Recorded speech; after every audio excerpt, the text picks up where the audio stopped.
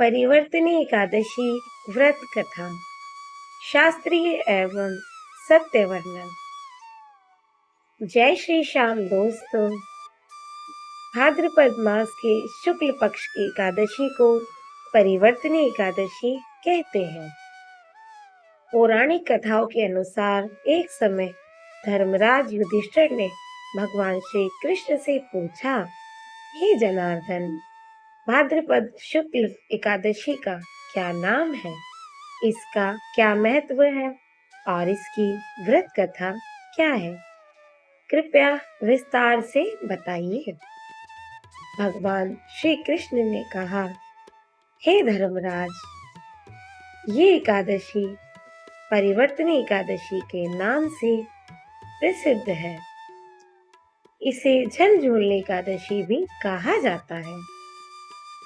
इस दिन व्रत करने वाला मनुष्य समस्त पापों से मुक्त होकर वैकुंठ धाम को प्राप्त करता है। इस व्रत की कथा इस प्रकार है।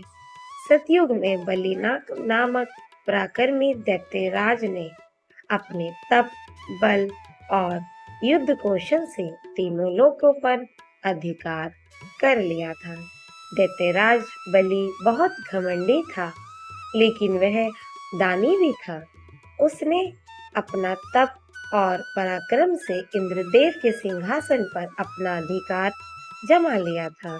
स्वर्ग से इंद्रदेव और अन्य देवता भयभीत होकर भगवान विष्णु की शरण में पहुंचे। सभी देवताओं ने भगवान विष्णु से कहा, हे नारायण, बलि ने तो तीनों लोकों पर अपना अधिकार जमा लिया है। अब आप ही हमें इस परिस्थिति से बचा सकते हैं। और तब भगवान विष्णु ने वामन अवतार धारण किया। उन्होंने बटुक ब्राह्मण का रूप धारण करके बलि से भिक्षा मांगी। जब भगवान विष्णु ब्राह्मण रूप में बलि के पास पहुंचे, तब बलि ने कहा, हे ब्राह्मण, कहिए मैं आपकी क्या सेवा कर सकता हूँ? तब भगवान विष्णु ने, जो कि ब्राह्मण रूप में थे, उन्होंने कहा, हे राजन, मुझे 3 पग भूमि दान में दीजिए। बलि दानवीर था। उसने तुरंत 3 पग भूमि दान देने का वचन दे दिया। तभी वामन ने विराट रूप धारण कर लिया।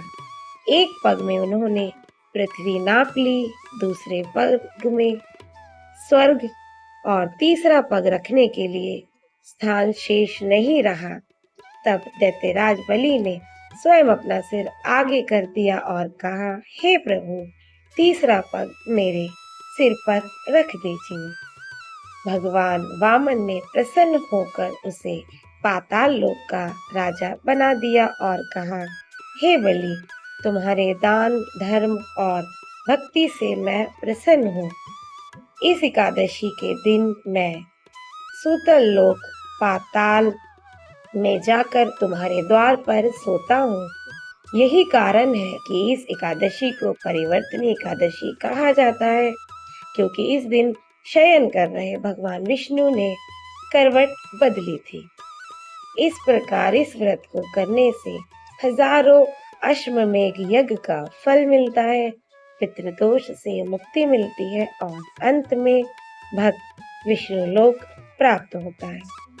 निष्कर्ष, इस एकादशी पर भगवान विष्णु का व्रत पूजन करना चाहिए, तुलसी की माला पहननी चाहिए और संकल्प पूर्व पूरे दिन व्रत रखकर कथा सुननी चाहिए।